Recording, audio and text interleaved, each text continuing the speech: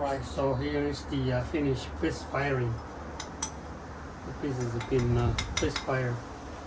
And also people ask me if I put the cookie on top of it, not on the flat surface, will it warp? Actually, it didn't warp at all. It's flat.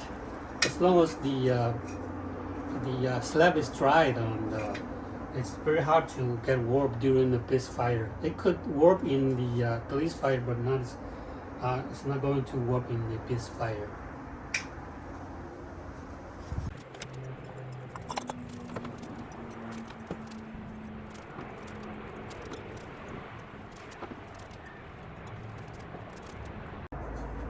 Okay, so this is the teapot that I just upload how I throw the video, how I throw the texture teapot.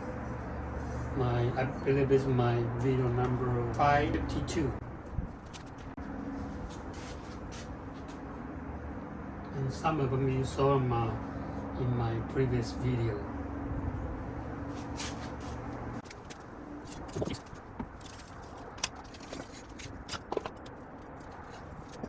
So people might want to ask, what is the cookie for? Okay, the cookie is a piece of slab that when I'm firing the glaze kiln, I usually put it underneath.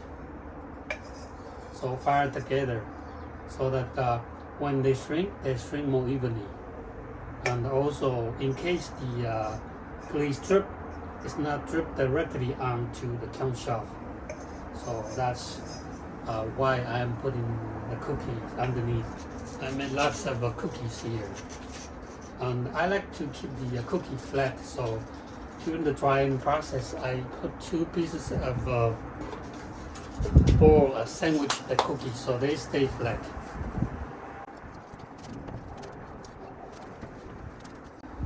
Alright, so I still have lots of cups and mugs underneath, and just to show you the bisque result that I and also when people there's some people they have question that when they fire the bisque, should they pop up the lid? There's some people when they fire the kiln, they put a piece of brick there to pop up the kiln. Actually, you don't need to. Okay, all I do is there's a plug here. You can just pour 1 or 2 plug, and then that's it. You can fire the hole, the picking hole without a plug, and that's what I did. I pour out 2 of the picking holes, the plug, and then just fire it all the way till it's finished. But just pour 1, because the steam or the water, the vapor, will find a way to come out. So you don't need to actually pop up the lid while you are at the beginning. So that's the answer some people might ask. Okay, so that's it.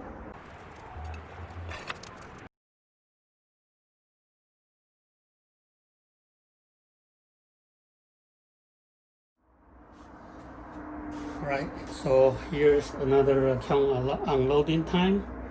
Now the temperature is around 86 degrees Fahrenheit. So I'm ready to unload it to show you the result.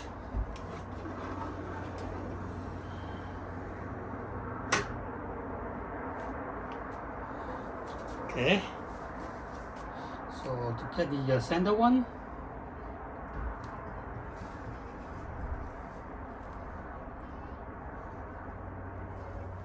green glaze and Scovilo and just the underglazes to coat it.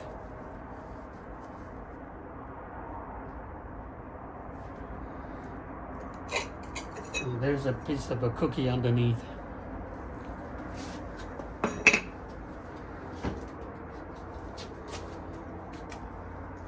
And another demo piece.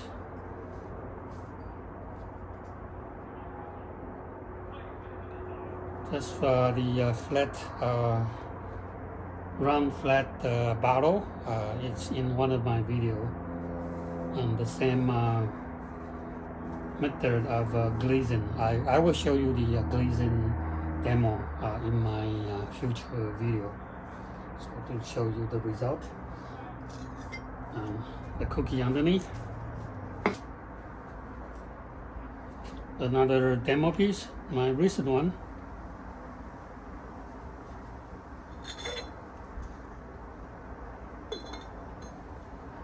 You will see the demonstration on the glazing part. Okay, I did the glazing demo to show you the result. Teapot.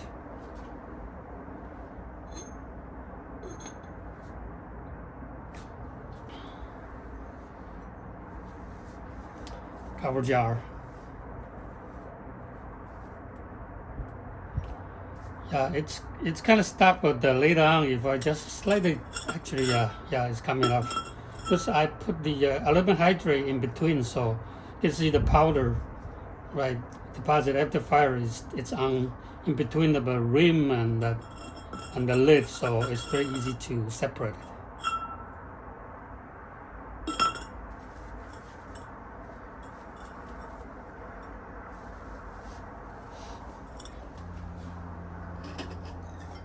Cookie.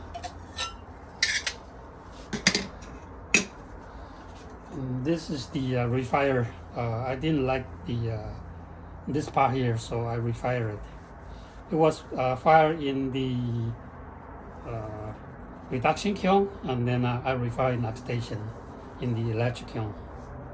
Okay, the result is turning out much nicer. Also a refire piece of the roller texture teapot. It's in one of my demonstrations also.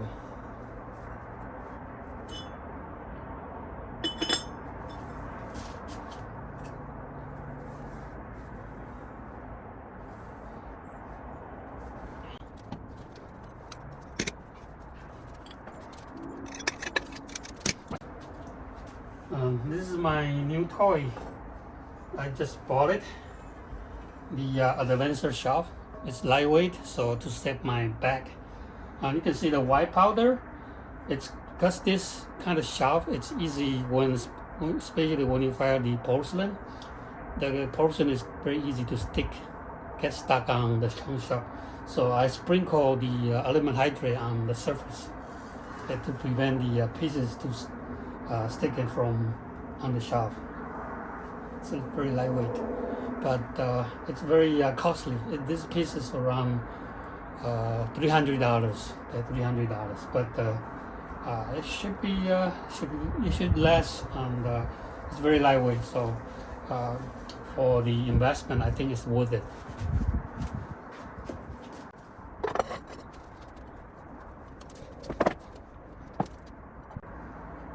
Okay, so this is the compact.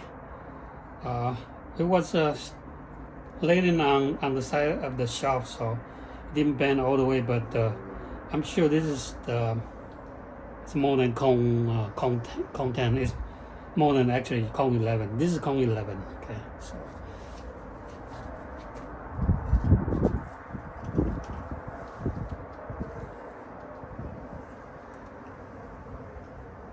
the sodium silicate texture surface. I brushed the red iron stand. Same thing here.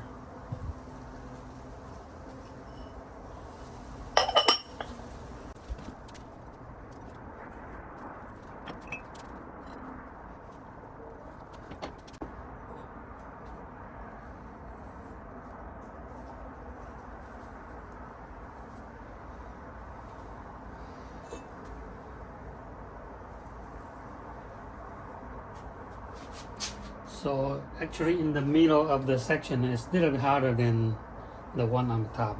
So you can see the glaze is running into the middle section.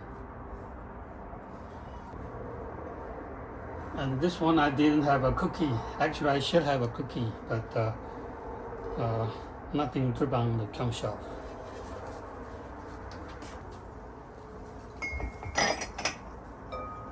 So there's lots of mug.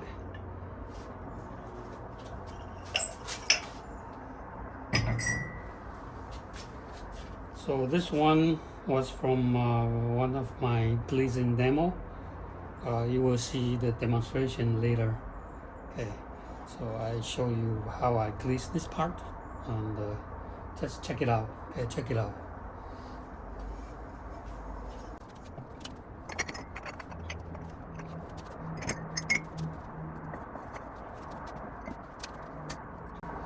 Actually, this one was dripping.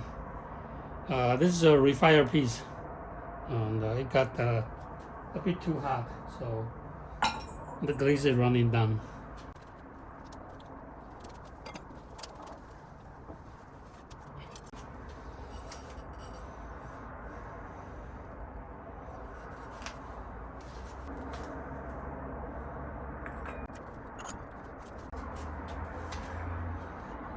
So this was from one of my demonstration using a piece of slab, and then I flip from the edge. So that's the result.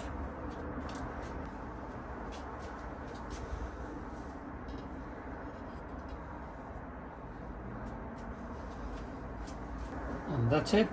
This was the content. So on the very bottom shelf, I still get a quite hot for the very bottom shelf. I have about 1.5 inch higher. I raised it up. So the very top is, I would say, probably cone 11, and all the way down to the bottom, the middle section, I would say is more than cone 11. Also the bottom is more than cone 11, compared with the melting of the glaze. Alright, so that's everything sitting on the table.